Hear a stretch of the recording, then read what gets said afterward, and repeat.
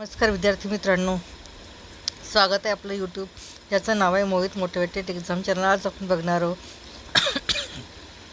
महा TETच्या संदर्भात आलेली एक नवीन अपडेट। ती अपडेट कोणती आहे तर चला आता मग सुरुवात करूया व्हिडिओला।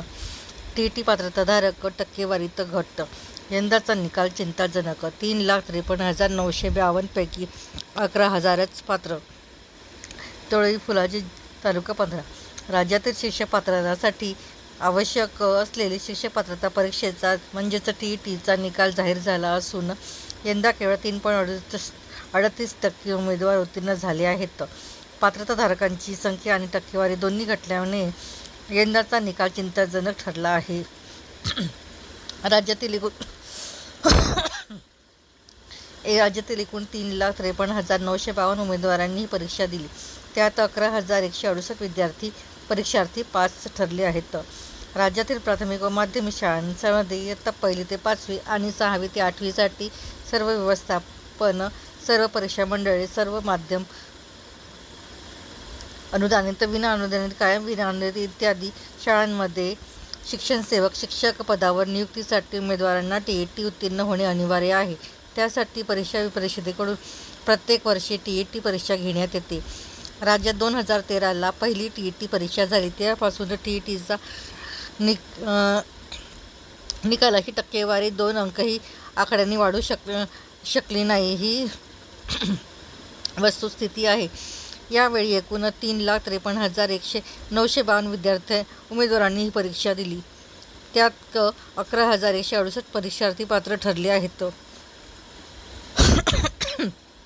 1ली ते 5वीच्या पेपर 1ची परीक्षा दिलेल्या 1,53,605 उमेदवारांपैकी 4,709 उमेदवार म्हणजे 3.31% पात्र ठरले। 6वी ते 8वीच्या गणित विज्ञानाच्या पेपर 2ची परीक्षा दिलेल्या 75,599 उमेदवारांपैकी 2,414 उमेदवार म्हणजे 3.42%, तर 6वी ते 8वीच्या समाजशास्त्राच्या पेपर 2ची परीक्षा दिलेल्या 1,25,748 उमेदवारांपैकी 4,045 म्हणजेच 3.45%च पात्र ठरले। नोकरीची खात्री नसल्याने अनेक तरुणांनी खाजगी नोकरी स्वीकारली आहे। नियमित काम व खाजगी नोकरी करून कुठलाही सराव आणि तयारी न करता TET परीक्षा देणाऱ्यांची संख्या मोठी आहे, तर अभ्यास करून पण परीक्षा देणारे कमी आहेत। यामुळे निकालाचा टक्का घटत असल्याचे तज्ज्ञांचे म्हणणे आहे। TETचा आजवरचा निकाल बघूया। 2014 साली 2,563 पहिल्या पेपरसाठी उमेदवार होते, तर दुसऱ्या पेपरसाठी 7,032 उमेदवारांनी परीक्षा दिली। त्यात एकूण 9,515 विद्यार्थी पास झालेत। 2015 साली 1,903 पेपर 1साठी आणि 7,083 हे पेपर 2साठी होते, तर एकूण 8,998 हे विद्यार्थी होते। 2017 साली 7,445 संख्या होती, तर पेपर 2साठी होती 2,968। एकूण उमेदवारी संख्या होती 10,373। 2018 साली 4,030 विद्यार्थी पेपर 1साठी आणि पेपर 2साठी 5,640 विद्यार्थी बसले होते, तर ते बसणाऱ्यांची एकूण संख्या ही 9,677 एवढी होती। 2019मध्ये 10,487 उमेदवारांनी पेपर 1 दिला, तर 6,105 विद्यार्थी पेपर 2 दिला। दोन्ही मिळून विद्यार्थी संख्या होती 16,592।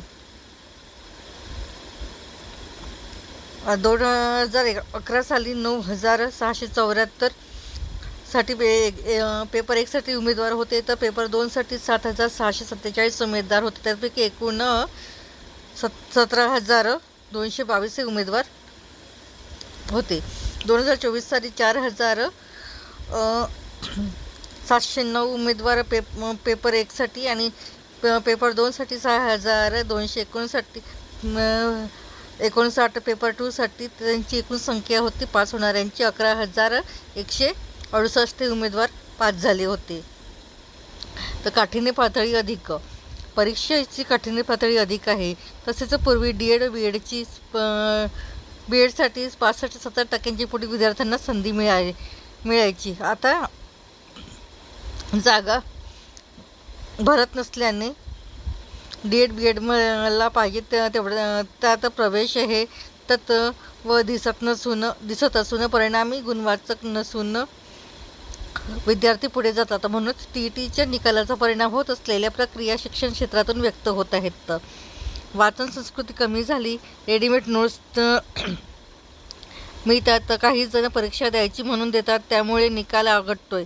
विद्यार्थ्यांच्या सर्वांगीण बौद्धिक स्पर्धात्मक विकासासाठी व ताणतणावात विहिरीत राहण्यासाठी सरकारने 8वी ते 10वीपर्यंत मानसशास्त्र या विषयाचा समावेश शालेय स्तरापासून केला पाहिजे. विद्यार्थ्यांना मानसिक विकास होऊन त्यातच स्वजाणीव निर्माण होईल व शालेय स्तर हे स्पर्धा परीक्षेत निकाल लागेल असे मत UGS सिंग माने अध्यक्ष बाळासाहेब माने शिक्षण प्रसारक मंडळ यांनी व्यक्त केले आहे.